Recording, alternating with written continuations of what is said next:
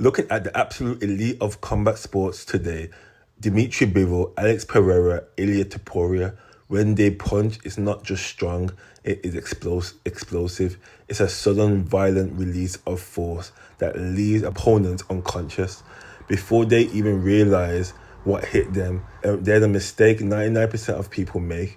They think to get that kind of power, you just need to bench press heavier, squat more, or get bulkier. Traditional bodybuilding or powerlifting builds absolute strength, but combat sports requires combat power, which is force multiplied by velocity. Power equals force times velocity. You need to transfer energy from the floor through your hips into your core and out through your fists in a fraction of a second.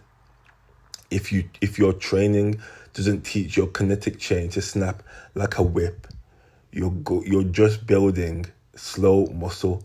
Today we are breaking down the exact unconventional athletic exercises used by world champions to build devastating punching power, elite core stiffness, and lightning fast hand speed. We're talking optimal sets, reps, and exact science of why this works. Let's get into it. Every great punch starts from the ground up, but it lives or dies in your rotation. If your core is weak or slow, energy leaks right out of your torso.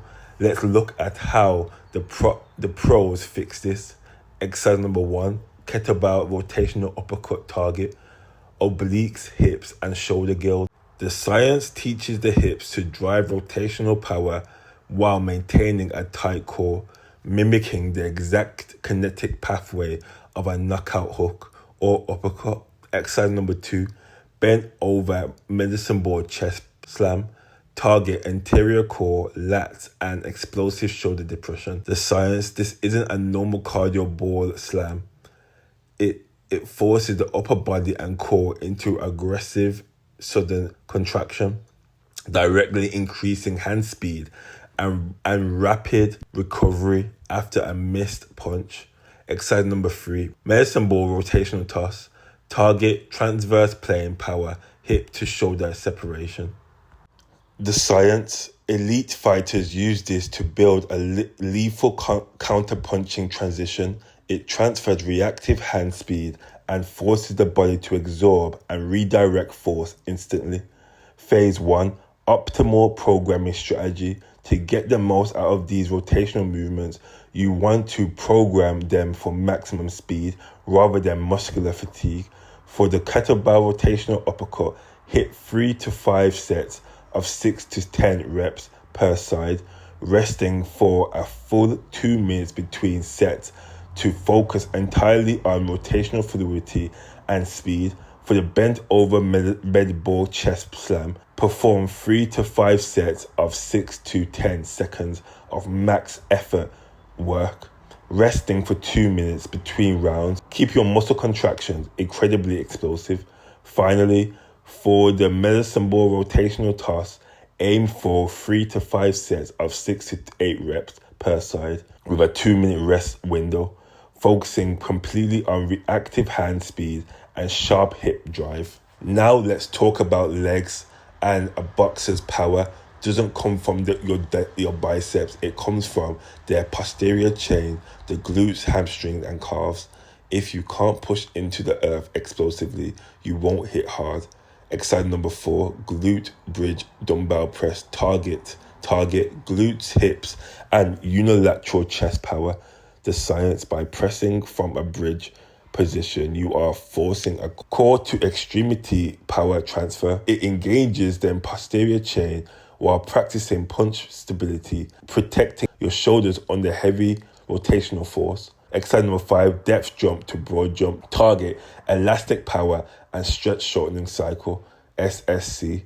The science: you drop from a box and immediately launch forward. This trains your nervous system to absorb force and instantly explode in the cage or ring.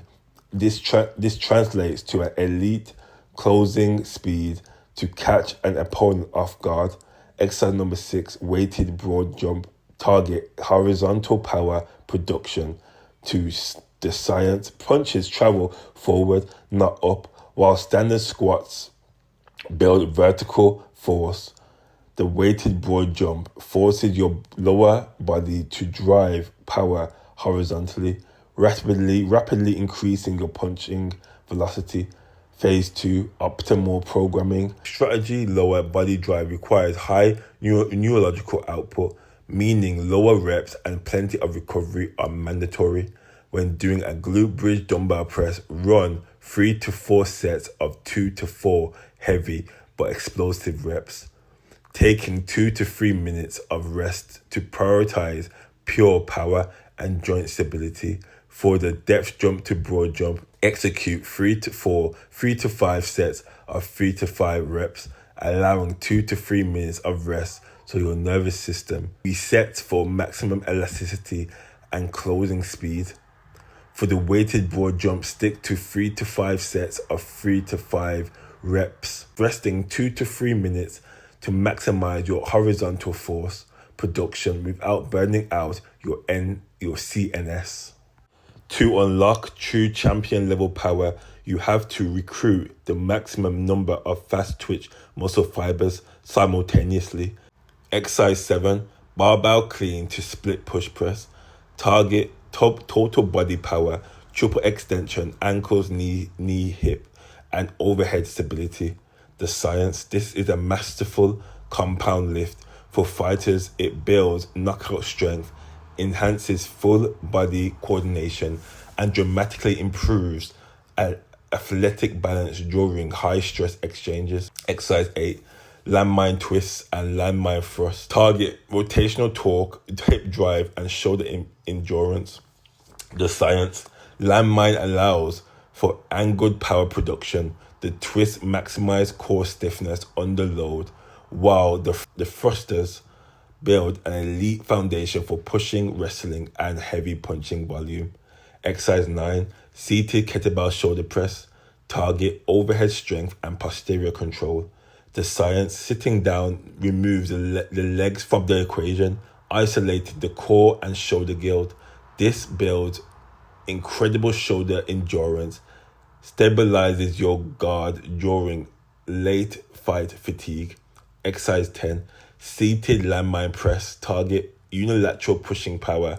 The science: mimics the exact angle of a punch while reinforcing joint health and unilateral power, ensuring your non-dominant hand is just as dangerous as your dominant one. Phase 3, optimal programming strategy. Because these compound and unilateral lifts take a massive toll on the body, precision programming is key. For the heavy hitting barbell clean to split press, hit 4 to 6 sets of 3 to 5 reps, resting a full 3 minutes between sets to maintain full body coordination and peak power output. On the landmine twist, go for 3 to 4 sets of 8 to 10 reps per side with 2 minutes of rest to drill rotational torque and stiffness. For the landmine thrusters, push through 4 to 5 sets of 5 to 8 reps, keeping a 2 minutes rest window to target hip drive and shoulder endurance. When isolating upper body with seated kettlebell press, perform 3 to 5 sets of 5 to 8 reps, resting for 2 minutes to build posterior control and guard health. Finally, finish the seated landmine press with 3 to 5 sets of 3 to 5 reps, resting for 2 minutes to lock in unilateral force, punching force.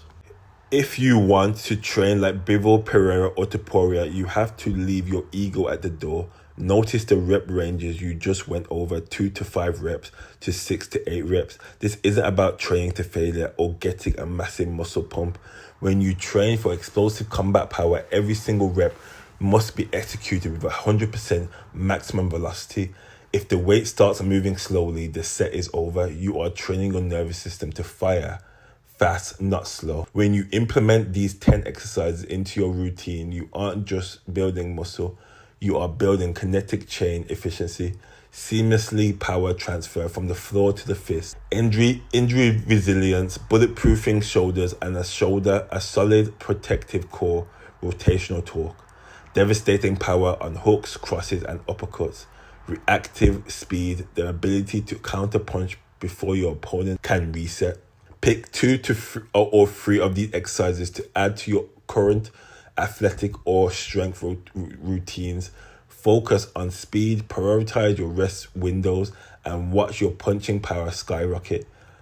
Drop a comment below which of these fighters has the most terrifying power in the world right now. Hit that subscribe button or for more sports science breakdowns, and go get after it. See you next time. Chakra X out.